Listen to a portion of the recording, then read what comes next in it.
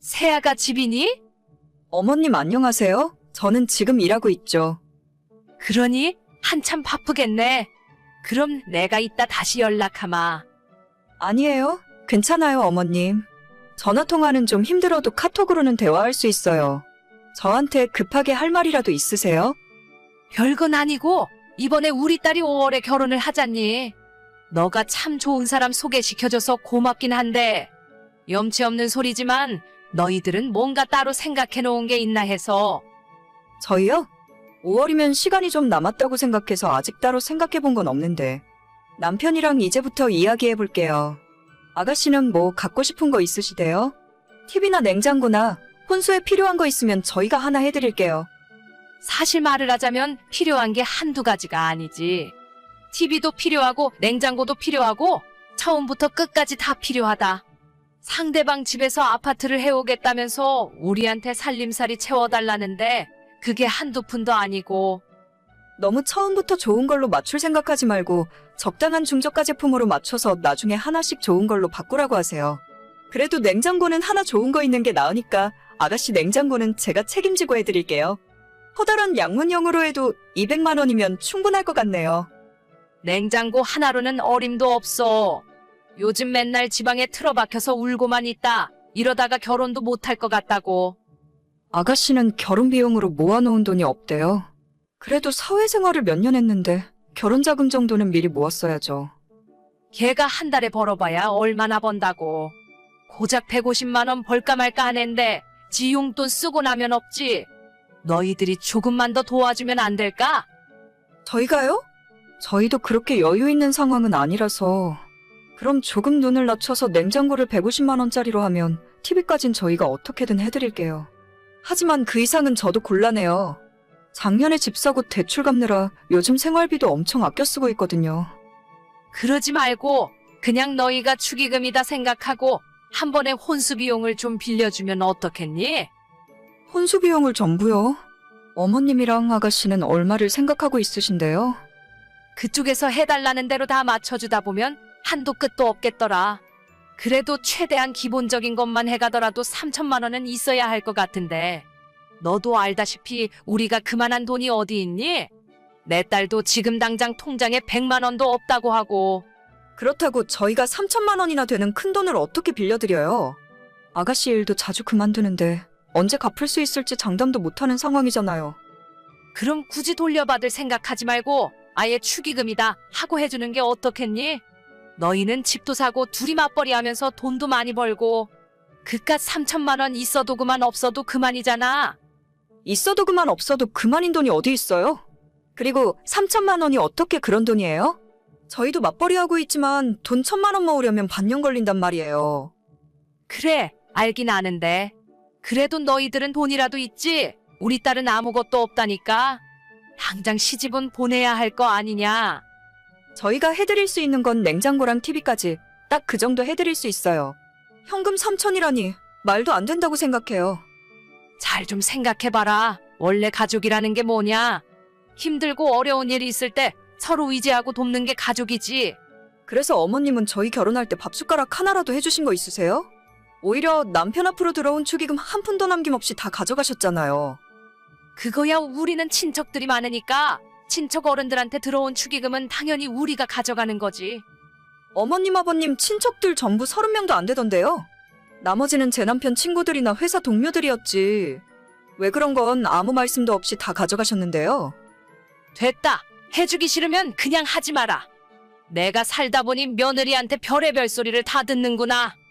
너 그렇게 이기적으로 살다간 벌 받는다. 가족은 그러는 게 아니야. 저라고 매번 퍼드리기만 할 수는 없잖아요. 아가씨 결혼은 진심으로 축하하는데 축의금 3천만 원은 너무 선 넘으셨어요. 누가 누굴 가르쳐? 너 아무튼 두고 보자. 네, 얼마든지요. 저희는 3년 전에 결혼했고 시댁에서 받은 거 아무것도 없이 저희 힘으로 결혼했어요. 남편이 모은 돈에 제가 모은 돈을 합쳐서 전셋집을 구했고 혼수라고 할 것도 없이 정말 열악한 환경에서 결혼 생활을 시작했습니다.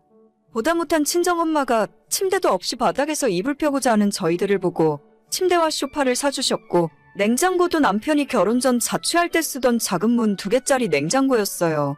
그렇게 시작한 결혼 생활이었지만 2년 동안 정말 열심히 돈 모아서 결국 작년에 전세 계약 끝나자마자 집을 사서 이사를 할 수 있었고 처음으로 내 집 장만을 하게 되면서 혼수도 새로 다 맞춰서 들어갔습니다.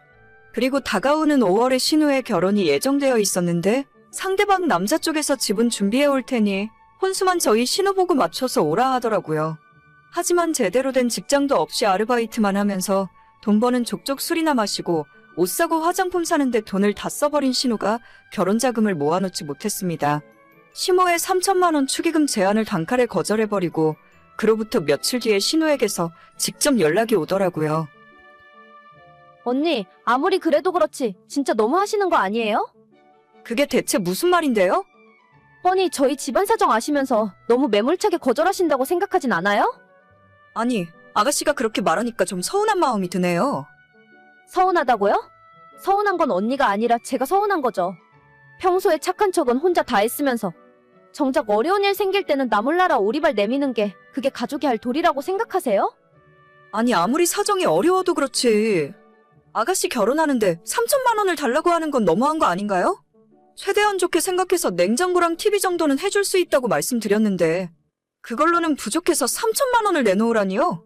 저희가 재벌 2세도 아니고 그건 좀 힘든 일이에요. 우리 오빠는 대기업 다니고 언니도 은행에서 일하니까 돈 많이 버시잖아요. 맞벌이 하면서 여유도 있는데 하나밖에 없는 신우 결혼할 때 그 정도 못 해주는 게 말이나 돼요? 아직 아이도 없으면서 돈 그렇게 많이 벌어서 전부 어디에 쓰실 건데요? 나중에 무덤에 같이 묻어달라고 하시게요? 아, 진짜 말이 안 통하는 것 같은데 나중에 아가씨 화 좀 풀리면 그때 다시 이야기해요. 아니요, 저 하나도 화 안 났어요. 지금 되게 차분하고 이성적으로 말씀드리는 거예요. 저는 언니가 이런 사람인 줄 알았으면 오빠가 결혼한다고 할 때 반대했을 거예요. 착하고 여유 있는 사람이라 하길래 좋게 생각해서 허락한 건데. 새언니, 진짜 처음부터 끝까지 완전 가식이었네요? 아가씨가 저를 좋게 봐서 허락을 했다고요? 진짜 기억 하나도 안 나는 거예요? 저한테 따로 전화해서 아가씨가 한 말이? 저보고 집에 돈 많다면서 자기 집 무시하면 가만 안 있겠다고 했잖아요. 저는 한 번도 시부모님 무시한 적 없고 아가씨한테 그 말 들은 뒤로 서로 각자 집에 대해서 터치한 적도 없어요.